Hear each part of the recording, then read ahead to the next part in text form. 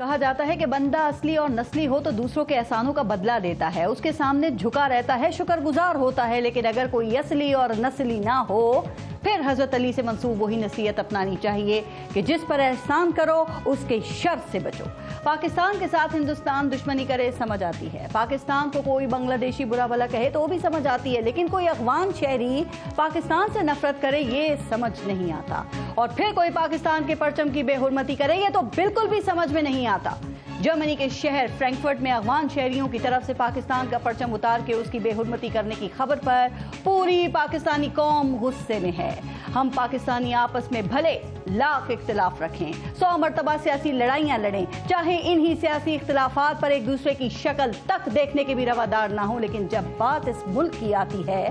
جب بات سبز ہلالی پرچم کی حرمت کی آتی ہے تو ہم سب ایک ہیں۔ اندرونی اور بیرونی دشمنوں کی درگت بنانے کے لیے ہم سب ایک ہیں۔ ویسے میں سوچ رہی ہوں اور یہ حقیقت بھی ہے کہ اگر کوئی افغان بچہ آج پیدا ہو اور پوری زندگی پاکستان کے احسانوں کو اتارنے کی کوشش کرتا رہے تو شاید پھر بھی پاکستان کے احسانات اس افغان قوم اور افغانستان پر بھاری پڑ جائیں گے۔ مجھ سمیت ہر پاکستانی یہ بات سمجھنے سے قاصر ہے کہ کیا ان افغان شہریوں کو پاکستان کا پرچم اس لیے برا لگتا ہے کہ پاکستان نے ان کے کروڑوں شہریوں کو اپنے ملک میں پناہ دے رکھی ہے؟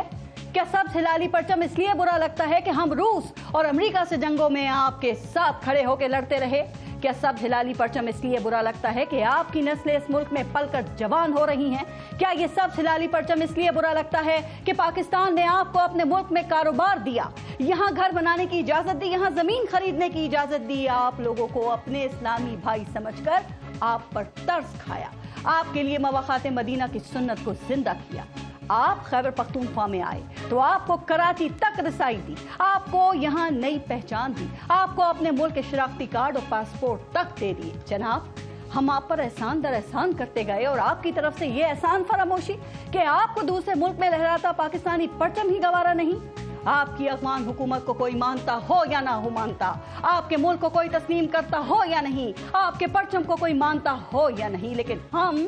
آپ کو بطور ملک مانتے بھی ہیں اور آپ کو بہت اچھی طرح جانتے بھی ہیں اور آپ کے پرچم کا بھی احترام کرتے ہیں، لیکن جب اس ملک اور اس کے پرچم کی عزت کی بات آئے گی تو ایک ایک پاکستانی اس کی حفاظت کے لیے سینہ تان کر کھڑا ہوگا،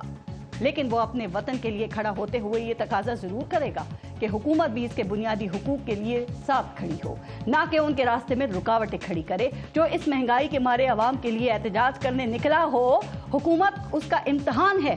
کہ اگر اس نے ریلیف نہ دیا تو عوامی تحریک خود ریلیف لے لے گی، تو پھر آپ کب تک عوام کی آواز کو زور زبردستی سے دبا سکیں گے؟ اس پہ ضرور سوچئے گا۔